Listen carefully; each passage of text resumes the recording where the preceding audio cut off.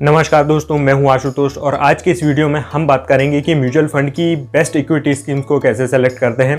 यदि equity schemes क्या होती हैं, कितने टाइप की होती हैं और किस कैटेगरी की इक्विटी स्कीम में हमें इन्वेस्टमेंट करना है, इस बारे में जानना चाहते हैं तो इस पर मैंने एक डिटेल्ड वीडियो बनाया है, जिसे ऊपर आप आई बटन पर या नीचे डिस्क्रिप्शन पर जाकर चेक कर सकते हैं। इस वीडियो में हम सिर्फ बात करेंगे स्कीम को सेलेक्ट कैसे करना है, किन पैरामीटर्स को देखना है, और इस वीडियो के लास्ट में एक बोनस टिप है आपके लिए, तो वीडियो के लास्ट तक बने रहिए। चलिए जल्दी से वीडियो को शुरू करते हैं।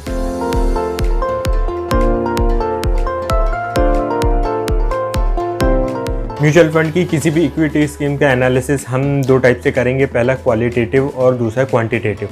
क्वालिटेटिव एनालिसिस करने के लिए हम सबसे पहले देखेंगे कि एएमसी का ट्रैक रिकॉर्ड कैसा है। किसी भी एएमसी की एक से ज़्यादा स्कीम्स हो सकती हैं। हम ऐसी एएमसीज में इन्वेस्टमेंट करना चाहेंगे जिनकी सारी नहीं तो most of the schemes above average performing हो।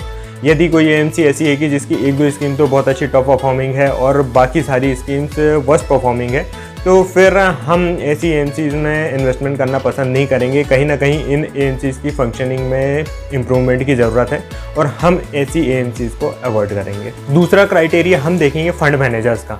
किसी भी स्कीम को मैनेज करने की जिम्मेदारी उस स्कीम के फंड मैनेजर्स की होती है, इसीलिए उन फंड मैनेजर्स का पुराना ट्रैक रिकॉर्ड देखना बहुत ज़रूरी होता है कि वो फंड मैनेजर्स ने पास्ट में कैसी परफॉर्मेंस डिलीवर किए हैं। यदि फंड मैनेजर एक से ज़्यादा स्कीम को मैनेज करते हैं तो बाकी स्कीम्स की परफॉर्मेंस कैसी है, या यदि आपकी स्कीम में फंड मैनेजमेंट में चेंज हुआ है तो जो नए फंड मैनेजर हैं जो पुरानी स्कीम्स को जो मैनेज करते थे उन स्कीम्स का ट्रैक रिकॉर्ड कैसा है। साथ ही साथ हमें ये भी देखना है कि आपकी स्कीम के फंड मैनेजमेंट में बार बार चेंजेस ना होते हों। हम ऐसी स्कीम को प्रेफरेंस देंगे जिनमें फ़ंड मैनेजर बहुत लंबे समय तक उस स्कीम को मैनेज कर रहे हों, क्योंकि यदि फ़ंड मैनेजमेंट में बार बार चेंजेस हो रहे हैं तो इसे हम एक नेगेटिव साइन की तरह ट्रीट करेंगे। अगला क्राइटेरिया हम देखेंगे AUM या एसेट अंडर मैनेजमेंट का। AUM का मतलब होता है कि उस म्यूचुअल फंड स्कीम्स के पास टोटल कितनी एसेट्स हैं इन्वेस्टमेंट के लिए। किसी भी स्कीम का AUM बहुत ही ज़्यादा हाई नहीं होना चाहिए, क्योंकि यदि किसी स्कीम का AUM बहुत हाई है तो फिर उनके पास ज़्यादा अपॉर्चुनिटीज़ नहीं रहेंगी इन्वेस्टमेंट के लिए, जितनी कि लो AUM वाली स्कीम्स के पास होंगी। लेकिन अब किसी स्कीम का AUM कितना होना चाहिए उसका कोई फिक्स्ड फार्मूला नहीं है कि स्मॉल कैप स्कीम है तो 1000 करोड़ से कम होना चाहिए, या फिर फ्लेक्सी कैप फंड है तो 20,000 करोड़ से ज़्यादा नहीं होना चाहिए, क्योंकि ओवरऑल मार्केट के साइज़ और रिटेल पार्टिसिपेशन बढ़ने के साथ साथ पूरे ओवरऑल म्यूचुअल फंड इंडस्ट्री का ही AUM बढ़ जाता है। तो इसका कोई फिक्स्ड फार्मूला नहीं है। इससे देखने के लिए हम ऐसा कर सकते हैं कि जिस भी कैटेगरी की स्कीम में हम इन्वेस्ट कर रहे हैं, जैसे कि स्मॉल कैप में कर रहे हो या मिड कैप में कर रहे हो, तो उसी पर्टिकुलर कैटेगरी की जो सारी स्कीम्स हैं उनमें जो टॉप AUM वाली जो स्कीम्स हैं और बॉटम AUM वाली जो स्कीम्स हैं उन्हें छोड़कर जो स्कीम्स मिड लेवल पे हैं हम उन्हें कंसिडर कर सकते हैं। अगला क्राइटेरिया हम देखेंगे कि स्कीम का पुराना ट्रैक रिकॉर्ड कैसा है। हम ऐसी स्कीम्स में इन्वेस्टमेंट करना चाहेंगे जिनका कम से कम पुराना 5 से 7 साल का ट्रैक रिकॉर्ड अवेलेबल हो, क्योंकि क्या होता है मार्केट साइकिल के कारण कुछ स्कीम 1-2 साल में ही बहुत अच्छा रिटर्न डिलीवर कर देती हैं, बट इसका मतलब ये नहीं कि वो स्कीम बहुत अच्छी हैं और हम उनमें इन्वेस्टमेंट करें। हम ऐसी स्कीम्स में इन्वेस्टमेंट करना चाहेंगे जिन्होंने 5-7 साल में अच्छी परफॉर्मेंस दी हो, कंसिस्टेंट परफॉर्मेंस दी हो। हालांकि पुरानी परफॉर्मेंस से इस बात की गारंटी नहीं होती है कि वो आगे भी परफॉर्मेंस डिलीवर करेगी, बट एटलीस्ट फंड की कंसिस्टेंसी का पता चल जाता है। दूसरा, AMCs हमें या तो एब्सोल्यूट रिटर्न दिखाती हैं या फिर पॉइंट टू पॉइंट रिटर्न दिखाती हैं, लेकिन हमें उसके साथ साथ रोलिंग रिटर्न भी देखना ज़रूरी है।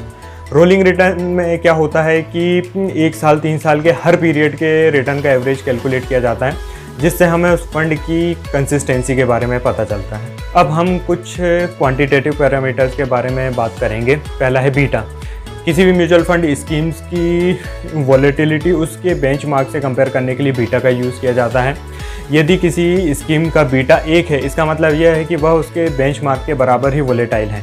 यदि किसी स्कीम का बीटा 1 से कम है, इसका मतलब यह है कि वह अपने बेंचमार्क से कम वोलेटाइल है, और यदि किसी स्कीम का बीटा 1 से ज़्यादा है तो इसका मतलब यह है कि वह अपने बेंचमार्क से ज़्यादा वोलेटाइल है।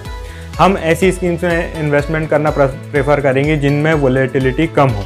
यदि किसी स्कीम का बीटा हाई है, इसका मतलब यह है कि फंड मैनेजर ज़्यादा रिटर्न जनरेट करने के लिए ज़्यादा रिस्क ले रहे हैं। लेकिन यदि बाकी सारे पैरामीटर्स अच्छे हैं तो स्लाइटली हाई बीटा भी चलेगा, क्योंकि हाई ग्रोथ फंड में बीटा थोड़ा हाई होता है। अगला जो रेशियो हमें देखना है वो है शार्पे रेशियो। शार्पे रेशियो किसी भी स्कीम के रिस्क एडजस्टेड रिटर्न को बताता है, मतलब कि उस स्कीम ने कितना रिटर्न जनरेट किया है और उस स्कीम के लिए कितना ज़्यादा रिस्क लिया है। हम ऐसी स्कीम में इन्वेस्टमेंट करना प्रेफर करेंगे जिसने रिटर्न तो ज़्यादा डिलीवर किया हो लेकिन रिस्क कम लिया हो, मतलब कि उस स्कीम का रिस्क एडजस्टेड रिटर्न ज़्यादा हो। ऐसी स्कीम जिनका शार्पे रेशियो ज़्यादा होता है उनका रिस्क एडजस्टेड रिटर्न भी ज़्यादा होता है, इसीलिए हम ऐसी स्कीम में ही इन्वेस्ट करेंगे जिनका शार्पे रेशियो ज़्यादा हो। शार्पे रेशियो को हम उस स्कीम के बेंचमार्क से या फिर उसी कैटेगरी की अदर स्कीम से कंपेयर करके सही स्कीम सेलेक्ट कर सकते हैं। अगला जो रेशियो हमें देखना है वो है portfolio turnover ratio. Portfolio turnover ratio से हमें पता चलता है कि किसी स्कीम के फंड मैनेजर किस फ्रीक्वेंसी से स्टॉक्स की बाइंग और सेलिंग करते हैं।